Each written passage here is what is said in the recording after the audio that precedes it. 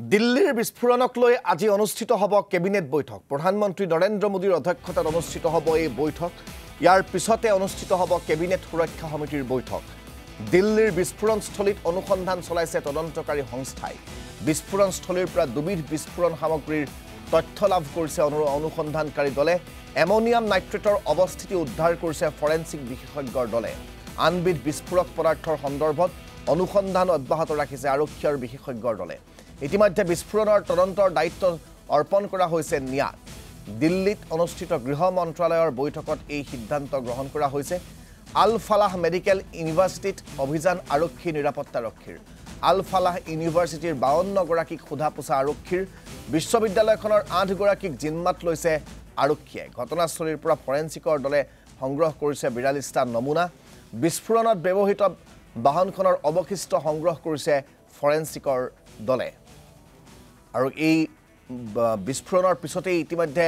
তদন্তকাৰী সংস্থা নিৰাপত্তা সংস্থাসমূহ যথেষ্ট সতৰ্ক হৈ পৰা দেখিবলৈ পোৱা গৈছে তদন্তকাৰী সংস্থাই প্ৰতিটো সৰু বৰ তথ্যপাতি সংগ্ৰহ কৰিছে ঘটনাটোৰ পুংখানুপুংখ উদ্ধাৰৰ চেষ্টা কৰিছে তাৰ বিপৰীতে সৰকাৰো কঠোৰ হৈছে গৃহ বিভাগো কঠোৰ হৈছে আজি কেবিনেট বৈঠকৰ আয়োজন কৰা হৈছে তাৰ পিছত কেবিনেট সুৰক্ষা সমিতিৰ বৈঠকৰ আয়োজন কৰা হৈছে আৰু তদন্তকাৰী সংস্থা নিয়া আৰু এনএছজি ইতিমধ্যে গোটেই ঘটনাটোৰ পুংখানুপুংখ তদন্ত কৰিছে সৰু বৰ সকলো তথ্য সমল সংগ্ৰহ কৰি ইতিমধ্যে তদন্ত প্ৰক্ৰিয়া ক্ষিপ্ৰতাৰে আগবঢ়াই নিয়া পৰিলক্ষিত হৈছে আমি গোটেই বিষয়টো সন্দৰ্ভত জানিবলৈ নতুন দিল্লীৰ ব্যুৰো প্ৰাঞ্জল প্ৰতিম দাসৰ সৈতে পোনপটীয়াকৈ সংযুক্ত হৈছো প্ৰাঞ্জল আজিৰ দিনটোত কেবিনেট বৈঠক তাৰ পিছত কেবিনেট সুৰক্ষা সমিতিৰ বৈঠক অনুষ্ঠিত হ'ব দিল্লীৰ বিস্ফোৰণৰ প্ৰসংগক লৈ মূলতঃ প্ৰথমে মই সেই দুটা বিষয়ৰ ওপৰত আপোনাৰ পৰা জানি ল'ব বিচাৰিছো নিশ্চয়কৈ যেহেতু এই গোটেই বিষয়টো কালিৰ পৰাই আমি দেখা পাইছো যে কেন্দ্ৰীয় গৃহমন্ত্ৰীগৰাকীয়ে বিভিন্ন নিৰাপত্তা এজেন্সিসমূহৰ সৈতে দিল্লী পুলিচৰ আয়ুক্তৰ সৈতে তেওঁ কথা বতৰা পাতিছে আইবি চিফৰ সৈতে তেওঁ কথা বতৰা পাতিছে গতিকে এক প্ৰকাৰ এই গোটেই বিষয়টো দিল্লীত এনেদৰে এক বিস্ফোৰণ হোৱাটো এক দেশৰ আভ্যন্তৰীণ সুৰক্ষাৰ কাৰণে ডাঙৰ প্ৰশ্ন চিহ্ন আৰু সেইবাবে গোটেই বিষয়টো চৰকাৰেও গুৰুত্ব সহকাৰে লৈছে আৰু ৰাজদীপ এতিয়ালৈকে যিটো খবৰ আপুনি যদি চাই আহত আৰু নিহতৰ যিটো পৰিসংখ্যা এয়া কিন্তু যথেষ্ট ভয় লগা এখন গাড়ীত বোমা সংস্থাপিত কৰি এনেদৰে লালকিল্লাৰ দৰে অঞ্চল এটাত বিস্ফোৰণ কৰাটো এক দীৰ্ঘদিনীয়া পৰিকল্পনা আৰু ইয়াৰ যিটো লিংক ইতিমধ্যে পূৰ্বতে আপুনি যিটো প্ৰশ্ন উত্থাপন কৰিছে হয় এই গোটেই বিষয়টো দেশৰ আভ্যন্তৰীণ নিৰাপত্তাৰ কাৰণে এক ডাঙৰ প্ৰত্যাহ্বান ডাঙৰ প্ৰশ্ন আৰু ইয়াত সীমাৰ সিপাৰৰ পৰা সন্দেহ কৰা হৈছে জয়শ্ৰী মহম্মদৰ এয়া এক বৃহৎ কুটাঘাতৰ পৰিকল্পনা আছিল কিন্তু জেএনকে পুলিচ আৰু আমাৰ ইণ্টেলিজেন্সে আল ফালাহ ইউনিভাৰ্চিটি ফৰিদাবাদৰ তাৰ যি মুজামিল শাকিল প্ৰফেচাৰ বা ডক্টৰ যিগৰাকীক গ্ৰেপ্তাৰ কৰা হয় আৰু তেওঁ পৰা 358 কেজি তাৰ লগতে অন্যান্য এক বৃহৎ পৰিমাণৰ যি বিস্ফোৰক পদাৰ্থ উদ্ধাৰ কৰে তাৰ পিছৰ পৰাই গোটেই বিষয়টো যিহেতু আমাৰ চোৰাংচোৱা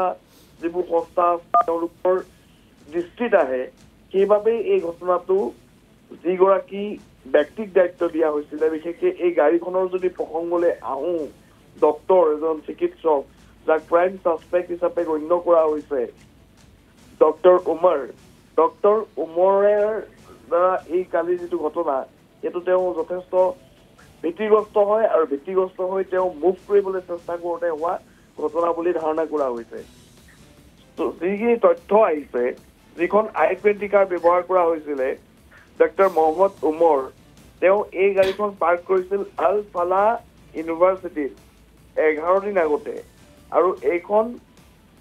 এই যিখন গাড়ী এইখন 29 অক্টোবৰত ক্ৰয় কৰা হৈছিল আৰু এই যিখন গাড়ী এই গাড়ীখন আল ফালাহ ইউনিভাৰ্চিটিত 10 নৱেম্বৰলৈকে পাৰ্কেই কৰি থোৱা আছিল ইতিমধ্যে চিচিটিভিত ধৰা পৰিছে এই গাড়ীখনৰ আশে পাশে 3 গৰাকী ব্যক্তি আছিল আৰু 10 নৱেম্বৰৰ যিটো দিনা ঘটনা হৈছিল চিচিটিভিত শেষ হোৱাৰ কাৰণে ডক্টৰ উমৰে এই গাড়ীখন চলাই নিয়াটো স্পষ্ট হৈ পৰিছে গতিকে এক যে ডিজাইন এক কুটাঘাতৰ পৰিকল্পনা আছিল সেয়া স্পষ্ট গতিকে সেইবাবে এই গোটেই বিষয়টো যথেষ্ট গুৰুত্বপূৰ্ণ আৰু কি ধৰণৰ বিস্ফোৰক পদাৰ্থ আপুনি ইতিমধ্যে উল্লেখ কৰিছে যে এমনিয়াম নাইট্ৰেট ব্যৱহাৰ কৰা হৈছিল আমাৰ দেশত এক নিষিদ্ধ এই যি বিস্ফোৰক পদাৰ্থ এমনিয়াম নাইট্ৰেট এই ৰাসায়নিক পদাৰ্থ আমাৰ দেশত নিষিদ্ধ এক পদাৰ্থ বা কণ্ট্ৰল ইউজৰ কাৰণে ব্যৱহাৰ কৰা হয় তেনে ক্ষেত্ৰত কেনেদৰে তেওঁলোকে লাভ কৰিলে আল ফালা ইউনিভাৰ্চিটি বিশ্ববিদ্যালয়ৰ যিটো লেব সেই লেবটোকে কেনেবাকে কণ্ট্ৰাক্টবাদীয়ে এটা তেওঁলোকৰ বেছ কেম্প হিচাপে ব্যৱহাৰ কৰিছিল নেকি এইবোৰ প্ৰশ্ন এই মুহূৰ্তত আহিছে গতিকে নিঃসন্দেহভাৱে নিৰাপত্তা এজেঞ্চিসমূহে অনুসন্ধান অব্যাহত ৰাখিছে কিন্তু ইয়াত লালকিল্লাৰ যিটো ঘটনা সেই ঘটনাটোতকৈ যে এটা বৃহৎ পৰিকল্পনা যিটো আছিল কাৰণ আপুনি যদি আটাইকেইজন সন্ত্ৰাসবাদী লক্ষ্য কৰে একেবাৰে জম্মু কাশ্মীৰত গ্ৰেপ্তাৰ হোৱা আদিল আহমেদৰ পৰা ডক্টৰ উমৰলৈকে এই চাৰিজনেই কিন্তু চিকিৎসক বা এওঁলোকক ক'ৰবাত মটিভেট কৰা হৈছে আৰু তেওঁলোকক এক যিটো আমি দেখি থাকো যে আত্মঘাতী সন্ত্ৰাসবাদী হিচাপে প্ৰশিক্ষণ দিয়া হয় এই ধৰণৰ এক প্ৰশিক্ষণ জেহাদী কাৰ্যকলাপৰ বাবে তেওঁলোকক প্ৰশিক্ষণ প্ৰদান কৰা হৈছে গতিকে কেন্দ্ৰীয় গৃহ মন্ত্ৰালয় ভাৰত চৰকাৰ বা বৰ্তমানৰ এই গোটেই বিষয়খিনি যিখিনি নিৰাপত্তা এজেঞ্চি এই গোটেই অনুসন্ধানত লাগি আছে তেওঁলোকে এই গোটেই দিশখিনি পৰ্যালোচনা কৰি আছে ৰাজদীপ ধন্যবাদ জ্ঞাপন কৰিছোঁ আপোনাক প্ৰাঞ্জল প্ৰতিম দাস আমাক গোটেই বিষয়টো সন্দৰ্ভত সবিশেষ জনোৱাৰ বাবে